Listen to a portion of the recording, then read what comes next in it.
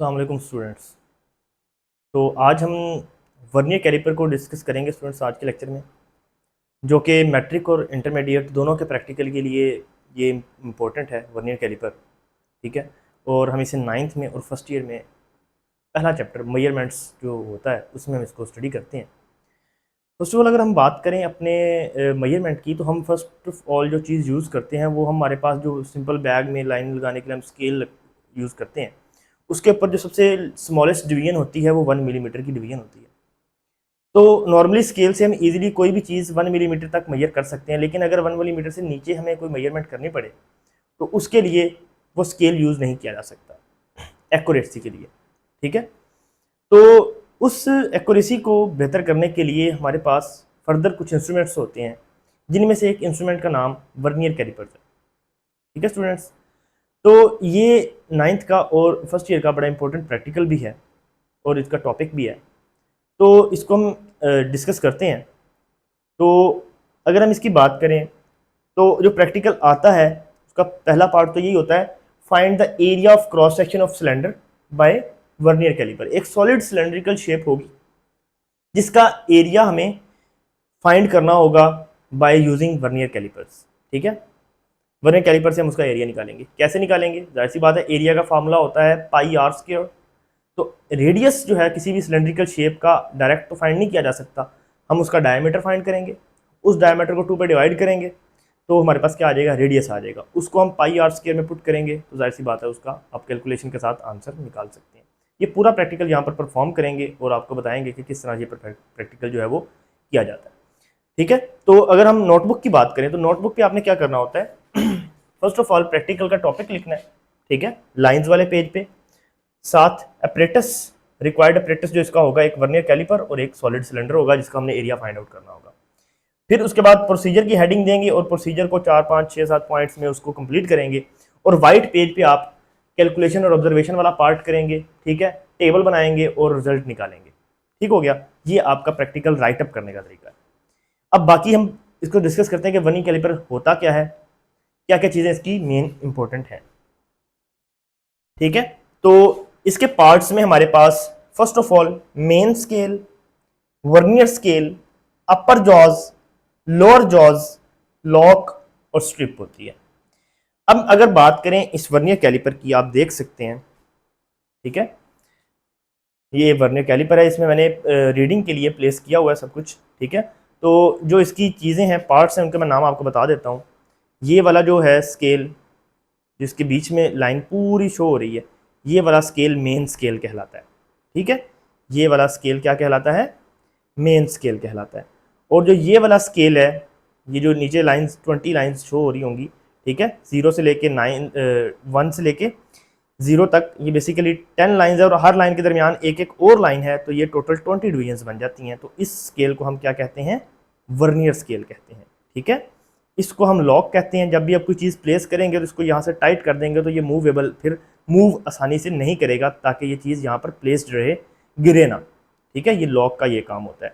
ये इसके अपर जॉज होते हैं जो इंटरनल डायमीटर फाइंड करने के लिए यूज किए जाते हैं। फॉर एग्जांपल ये कैप है तो इसका इंटरनल डायमीटर फाइंड करना है, तो हम इसको इस तरह से इसमें प्लेस करेंगे और इंटरनल डायमीटर को फाइंड आउट कर सकते हैं। और एक्सटर्नल डायमीटर निकालने के लिए ये देखें इसका मेथड कैसे इसको प्लेस किया गया है इसके अंदर, ये आप देख सकते हैं। ठीक है, तो एक्सटर्नल के लिए इस तरह से, ये इसके अपर जॉज हो गए, ये इसके लोअर जॉज हो गए। Lower jaws external diameter find करने के लिए यूज़ किए जाते हैं, अपर जॉज इंटरनल डायमीटर फाइंड करने के लिए यूज़ किए जाते हैं।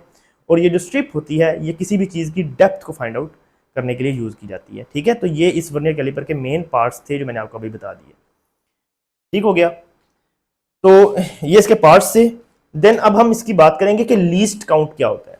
अच्छा, लीस्ट काउंट के बारे में अगर हम बात करें तो लीस्ट काउंट जो है वो रीडिंग होती है या वो मेजरमेंट होती है जो एक इंस्ट्रूमेंट कम से कम मेजरमेंट को कर सकने की सलाहियत रखता हो, वो उसका लीस्ट काउंट कहलाता है। जैसे कि फॉर एग्जांपल हम अपने स्केल की बात करते हैं जो हमारे बैग में होता है, 1 मिलीमीटर से नीचे हम उस पर एक्यूरेसी से लाइन या मेजरमेंट नहीं कर सकते।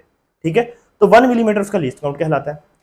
अब वर्नियर कैलिपर का भी ये लीस्ट काउंट होता है, इसको फाइंड आउट करने का एक फार्मूला होता है। ठीक है, उस फार्मूले के थ्रू हम इसका लीस्ट काउंट निकालते हैं। नॉर्मली जो वर्नियर कैलिपर का लीस्ट काउंट हम पढ़ते हैं वो होता है 0.1 मिलीमीटर या 0.01 सेंटीमीटर। लेकिन कुछ इंस्ट्रूमेंट्स में वर्नियर की डिवीजन ज्यादा हो जाती हैं तो वर्नियर कैलिपर का लीस्ट काउंट चेंज हो जाता है। तो हमारे पास जो इंस्ट्रूमेंट है इसका वो नहीं है, मतलब ये जो न्यू वर्नियर कैलिपर्स आ रहे हैं इनमें 20 डिवीजन होती हैं तो वर्नियर कैलिपर का लीस्ट काउंट थोड़ा चेंज हो जाता है, ठीक है। लेकिन नॉर्मली हमें 0.1 मिलीमीटर या 0.01 सेंटीमीटर ही पढ़ाया जाता है, ठीक है। तो अब हम इसको खुद फाइंड आउट करेंगे क्योंकि हमारे पास इंस्ट्रूमेंट यहाँ पर मौजूद है, तो इसके अकॉर्डिंग हम इसका लीस्ट काउंट फाइंड आउट कर लेते हैं, ठीक है। अब लीस्ट काउंट का फॉर्मूला क्या है? अच्छा, पहले तो लीस्ट काउंट का मैंने आपको बता दिया कि लीस्ट काउंट क्या होता है। The minimum measurement which can be done by instrument. एक इंस्ट्रूमेंट से जो छोटी से छोटी रीडिंग ली जा सकती है वो क्या कहलाएगी? उसका लीस्ट काउंट कहलाएगी, ठीक हो गया। अब इसको फाइंड आउट कैसे करना है? तो लीस्ट काउंट के लिए क्या करते हैं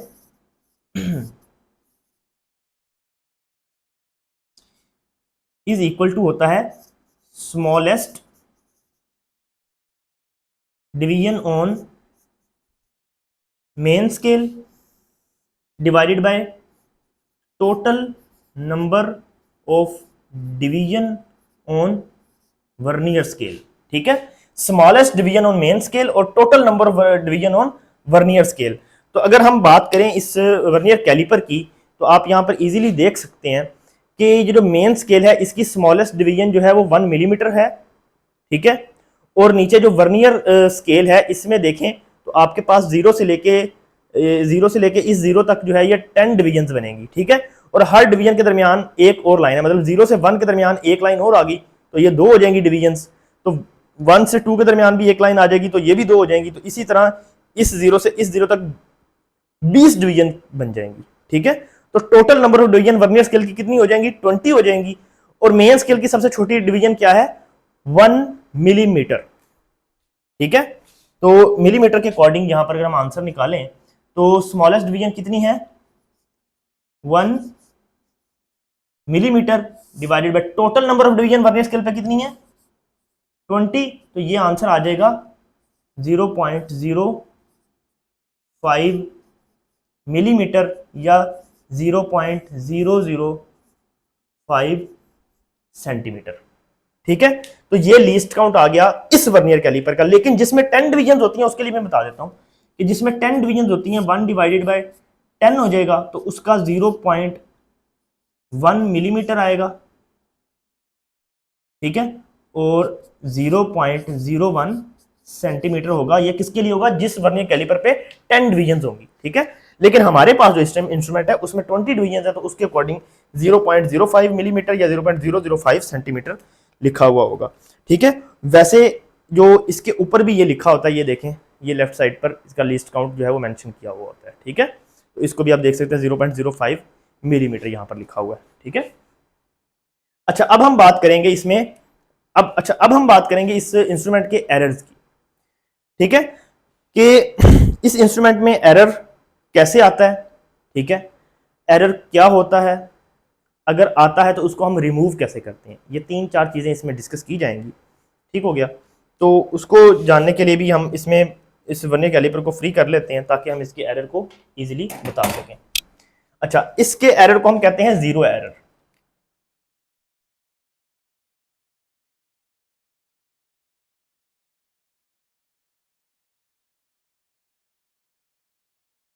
ठीक है। तो जीरो एरर है क्या? जब हम वर्नियर कैलिपर को सिंपली खाली इस तरह से क्लोज करें तो क्लोज करने पे वर्नियर स्केल का जीरो और मेन स्केल का जीरो अगर कोइंसाइड ना करें तो हम कहते हैं कि इसमें जीरो एरर है। लेकिन इस इंस्ट्रूमेंट में देखें, वर्नियर का जीरो और मेन का जीरो आपस में ऐसे हैं जैसे एक लाइन हो, ठीक है। एक दूसरे के आमने सामने वर्नियर स्केल का जीरो और मेन स्केल का जीरो दोनों एक दूसरे के आमने सामने हैं। तो इस तरह इस इंस्ट्रूमेंट में जीरो एरर नहीं है, ठीक है। तो हम यहां पर लिख सकते हैं if zero of main scale coincide with zero of vernier scale then there is no zero error, ठीक है। अब जीरो एरर होगा कब, ठीक है, ये पता होना चाहिए कि कब होगा। तो ये बता दें आपको कि जब आप इसको क्लोज करें और ये नीचे वाला वर्नियर स्केल का जीरो ऊपर वाले जीरो से ये देखें थोड़ा सा पीछे रह जाए, अगर इसे क्लोज करें, ये तो मैं खुद कर रहा हूं ना पीछे इसको, मतलब इसको क्लोज करें और ये वर्नियर का जीरो मेन के जीरो से पीछे रह जाए, ठीक है, तो फिर हम क्या कहेंगे कि इसमें कौन सा एरर है, पॉजिटिव जीरो एरर है।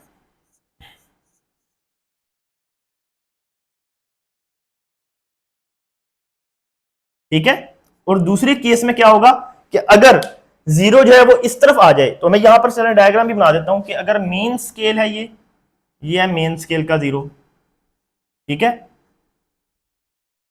और ये है वर्नियर स्केल का जीरो। देखें ये मेन स्केल का जीरो, वर्नियर स्केल का जीरो, जब इनको क्लोज करेंगे तो ये वर्नियर स्केल का जीरो मेन से थोड़ा पीछे रह गया, तो ऐसा एरर क्या कहलाएगा, पॉजिटिव जीरो एरर कहलाएगा। ठीक है, और नेगेटिव जीरो एरर कौन सा होगा,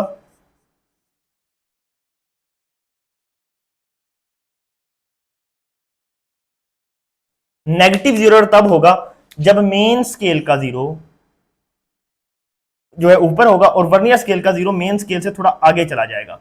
ठीक है, क्लोज करने पर वर्नियर कैलिपर को, खाली वर्नियर कैलिपर को जब आप क्लोज करती हैं तो अगर वर्नियर का जीरो मेन से आगे चला जाए तो वो वाला कौन सा कहलाता है, नेगेटिव जीरो एरर कहलाता है। ठीक है, लेकिन हमारे इस इंस्ट्रूमेंट में इस तरह का कोई इशू नहीं है, तो इनमें कोई एरर नहीं है। वैसे एरर का बताना जरूरी है क्योंकि स्टूडेंट को पता होना चाहिए, क्योंकि एग्जामिनर अक्सर ये चीजें पूछ लेते हैं। अच्छा, अब पॉजिटिव एरर है और नेगेटिव एरर, इनको खत्म कैसे किया जाएगा।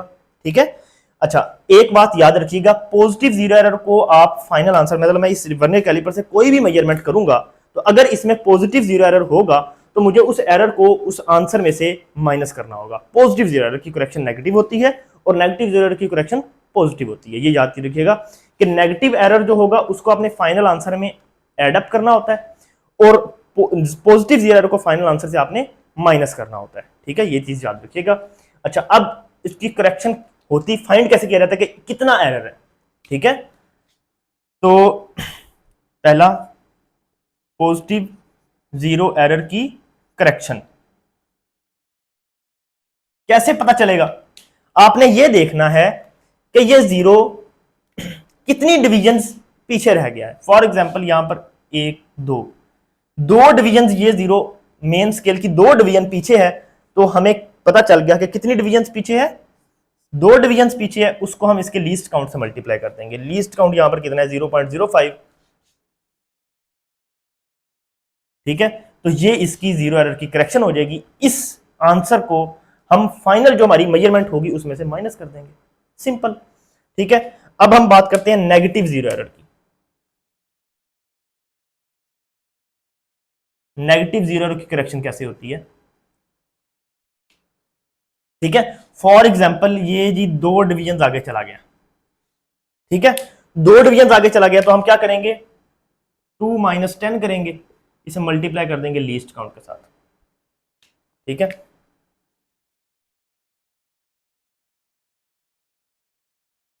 तो लीस्ट काउंट से मल्टीप्लाई करेंगे और फाइनल आंसर में क्या कर देंगे, ऐड कर देंगे। ठीक है, तो यहां पे हम कैलकुलेट भी करके देख लेते हैं।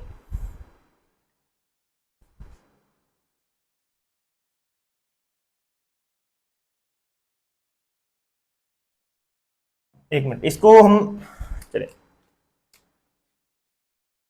ये दोनों एरर हो गए। ठीक है, जितनी भी डिवीजन होंगी, फॉर एग्जांपल ये दो डिवीजन हैं, ठीक है, दो डिवीजन अगर आपका जीरो जो है वो इस जीरो से आगे चला गया तो आपने क्या करना है, 10 में से दो डिवीजन माइनस कर देनी, ताकि इधर माइनस, अगर हम 2 - 10 करेंगे तो माइनस आ जाएगा, तो हम इसको क्या करेंगे, 10 - 2 करेंगे, क्योंकि टोटल जो 1 सेंटीमीटर होता है, यहाँ फॉर एग्जाम्पल अगर यहाँ पे 1 आ रहा है मेन स्केल का, तो इसके दरमियान कितनी डिवीजन होंगी, 10 डिवीजन होंगी, 1 2 3 4 5 6 7 8 9 और आगे 10। ठीक है, तो 10 माइनस जितनी डिवीजन आगे है उतने से 10 में से माइनस कर देंगे। ठीक है, फाइनल दो डिवीजन आगे आ गया तो 10 में से दो माइनस करेंगे, उसको लीस्ट काउंट से मल्टीप्लाई कर देंगे। ठीक है, अब इसका जो आंसर आएगा उसको फाइनल आंसर में क्या कर देंगे, इधर कर देंगे पॉजिटिव जीरो एरर, तो इसको क्या करेंगे, माइनस फ्रॉम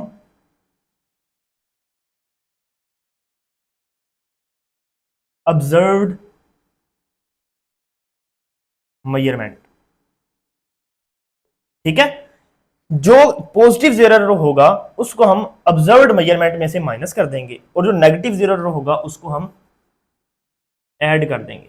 ठीक है, ऐड टू ऑब्जर्व्ड मेजरमेंट। ठीक है, ये थी इसकी मेन चीजें कि जीरो एरर है क्या, पॉजिटिव जीरो एरर क्या होता है, नेगेटिव क्या होता है, इनकी करेक्शन कैसे निकाली जाती है और उस करेक्शन को कैसे फाइनल आंसर के साथ डील किया जाता है। ठीक है, इस इंस्ट्रूमेंट में तो ऐसा कोई एरर नहीं है, लेकिन मैंने ये इसलिए बताया है कि स्टूडेंट को इन चीज़ों का पता होना चाहिए। क्या पता कि आप जब प्रैक्टिकल परफॉर्म करने जाएं तो उस टाइम जो इंस्ट्रूमेंट आपके पास होगा उसमें वो एरर मौजूद हो। ठीक है, तो उसके लिए आपको क्या बताया यहां पर अच्छे से समझ लें, दोबारा मैं बता देता हूं कि अगर वर्नियर का जीरो मेन स्केल के जीरो से पीछे रह जाए तो ऐसा एरर पॉजिटिव जीरो एरर कहलाता है। अगर मेन स्केल का जीरो वर्नियर स्केल का जीरो मेन स्केल के जीरो से लेफ्ट साइड पर आ जाए तो ऐसा एरर नेगेटिव जीरो एरर कहलाता है। अगर पॉजिटिव होगा तो देखना है कि कितनी डिवीजन पीछे रह गया है। ये जीरो अगर 2 डिवीजन पीछे है तो आपने 2 को लीस्ट काउंट से मल्टीप्लाई कर देना है। ठीक है, ये आपकी जो मतलब आंसर आएगा 2 को 0.05 से मल्टीप्लाई करने से, इसको आप जो भी आप इसकी मेजरमेंट इससे करेंगे, जैसी भी मेजरमेंट करेंगे उसमें से वो चीज माइनस कर देंगे। ठीक हो गया। फिर आता है negative zero error. For example अगर नेगेटिव जीरो एरर आपके इंस्ट्रूमेंट में, तो वो जितनी डिवीजन आगे चला गया, ये जीरो इस मेन स्केल से जितनी डिवीजन आगे चला गया, ठीक है, वो आप क्या करेंगे 10 में से माइनस करेंगे और मल्टीप्लाई बाय लीस्ट काउंट। ठीक है, और फिर इसको ऐड कर देंगे आप ऑब्जर्व्ड मेजरमेंट के अंदर। ठीक है, तो ये आपका वर्नियर कैलिपर का एरर्स थे। अब हम इसकी फाइनल रीडिंग की तरफ आते हैं। सबसे पहले अब कैलकुलेशन ऑब्जर्वेशन में आपने इसका लीस्ट काउंट लिखना है। तो लीस्ट काउंट हमने क्या निकाला है 0.05 मेजर मिलीमीटर के लिए और सेंटीमीटर के लिए 0.005। ठीक है, जीरो एरर इसमें कोई नहीं है, 0.0 है। ठीक है, तो ये प्लस माइनस 0 है, यहाँ भी प्लस माइनस 0 कर देंगे क्योंकि कोई हमारी इसकी करेक्शन नहीं है, कोई एरर नहीं है, तो हम यहाँ पर 0 पुट कर देंगे। ठीक है, अब यहाँ पर जो ये टेबल है इसमें देखें नंबर ऑफ ऑब्जर्वेशंस, पहली ऑब्जर्वेशन, दूसरी ऑब्जर्वेशन, तीसरी ऑब्जर्वेशन, 3 बार हम एक ही प्रैक्टिकल को परफॉर्म करेंगे ताकि हम उसकी एवरेज वैल्यू या मीन वैल्यू फाइंड करें और अपने एरर को कम से कम करें। ठीक है, फिर मेन स्केल की रीडिंग को कैपिटल एम से डिनोट किया जाएगा। सेकंड कॉलम में है वर्नियर स्केल की डिवीजन जो मेन स्केल से मैच कर रही हो या कॉन्साइड कर रही हो, उसका नंबर लिखा जाएगा यहाँ पर। फ्रैक्शन एडिड मतलब उस नंबर को लीस्ट काउंट से मल्टीप्लाई करेंगे। ठीक है, और उसको मल्टीप्लाई करने के बाद मेन स्केल में ऐड करेंगे और वो हमारे पास y कहलाएगा जो कि ऑब्जर्व्ड डायमीटर होगा। ठीक है, इस ऑब्जर्व्ड डायमीटर में हम करेक्शन करते हैं जीरो एरर की। अगर एरर होगा तो उसके अकॉर्डिंग प्लस माइनस कर देंगे, अगर नहीं होगा तो नहीं करेंगे। तो हमारे इसमें कोई एरर नहीं है, तो हमारा ये ऑब्जर्व्ड डायमीटर ही इसका करेक्टेड डायमीटर कहलाएगा। ठीक है, उसका हम मीन निकालेंगे, मीन निकाल के डायमीटर को 2 पे डिवाइड करेंगे, रेडियस आ जाएगा। इस रेडियस को इस एरिया के फॉर्मूले में पुट करेंगे तो हमारे पास पाई आर स्क्वायर फॉर्मूले के अकॉर्डिंग एरिया सिलेंडर का फाइंड आउट हो जाएगा। ठीक है, तो ये हमारे पास बेसिकली सिलेंडर है, सिलेंड्रिकल शेप। ठीक है, इसका हमने क्या करना है, एरिया फाइंड आउट करना है। तो एरिया निकालने के लिए हम क्या करेंगे, इसको इस तरह से प्लेस करेंगे, लॉक ओपन करेंगे। ठीक है, इसको इसमें प्लेस करेंगे। प्लेस करने के बाद आपने इसको लॉक को टाइट कर देना है। ठीक है, अच्छा, अब इसको अगर आप गौर से देखें तो मेन स्केल पे देखें कि वर्नियर का जो जीरो है मेन स्केल की 7वीं या ठीक है, ये जो वर्नियर का जीरो है ये मेन स्केल की 7वीं लाइन को क्रॉस कर गया है और 8वीं लाइन से स्लाइटली पीछे है ये। ठीक है, तो हम क्या लिखेंगे, मेन स्केल की रीडिंग क्या लिखेंगे 0.7, क्योंकि पूरा सेंटीमीटर तो यहां तक होगा ना। ठीक है, पूरा सेंटीमीटर तो यहां तक है ना, 1 तक। ठीक है, लेकिन ये 1 से देखें पहले अगर हम 10 डिवीजन होती हैं, ठीक है, 0 और 1 के दरमियान 10 डिवीजन होती हैं, तो इसमें से 7वीं डिवीजन को क्रॉस किया और 8वीं से स्लाइटली पीछे है, तो हम इसको 0.7 सेंटीमीटर लिखेंगे। ठीक है, उसके बाद इन 20 डिवीजन में से देखेंगे कि इन 20 डिवीजन में से कौन सी लाइन मैच कर रही है इस ऊपर वाली मेन स्केल की किसी भी लाइन से। तो अगर मैं यहां पर देखूं तो मुझे यहां पर जो मैच करती हुई लाइन नजर आएगी, ठीक है, ये 7वीं लाइन, अगर ये वर्नियर स्केल की 7वीं लाइन अगर आप देखें तो ये ऊपर वाली लाइन मेन स्केल की लाइन के साथ कोइंसाइड कर रही है। ठीक है, तो ये 7 और हर डिवीजन के दरमियान एक और लाइन है। मतलब वर्नियर कैलिपर का जो मैंने शुरू में बताया था कि 0 से 1 के दरमियान भी एक लाइन है, 1 से 2 के दरमियान भी एक लाइन है, तो 7 2 14, तो ये नंबर जो डिवीजन कहलाएगी 14th डिवीजन होगी। ठीक है। फिर 14 को मैं लीस्ट काउंट से मल्टीप्लाई करूंगा तो मेरे पास क्या आ जाएगी, ये फ्रैक्शन जो मैंने मेन स्केल में क्या करनी है, ऐड अप करनी है। तो मैं अगर इसको मल्टीप्लाई करूं तो क्या लिखेंगे यहां पर, तो ये हमारे पास क्या है 14 डिवीजन है, इसको मल्टीप्लाई किससे करेंगे 0.005, क्योंकि सेंटीमीटर में आंसर निकाल रहे हैं तो लीस्ट काउंट भी सेंटीमीटर वाला ही यूज होगा। ठीक है, तो 14 मल्टीप्लाई 0.005, तो ये आंसर आएगा 0.07।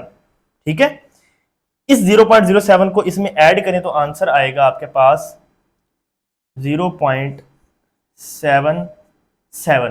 ठीक है, अब इस इंस्ट्रूमेंट में कोई एरर नहीं है, ठीक है, ना नेगेटिव जीरो एरर ना पॉजिटिव एरर, तो इसकी करेक्शन में जीरो ही प्लस माइनस होगा, तो यही ऑब्जर्व डायमीटर इसका करेक्टेड डायमीटर कहलाएगा, तो 0.77 ही इसका आंसर आ जाता है।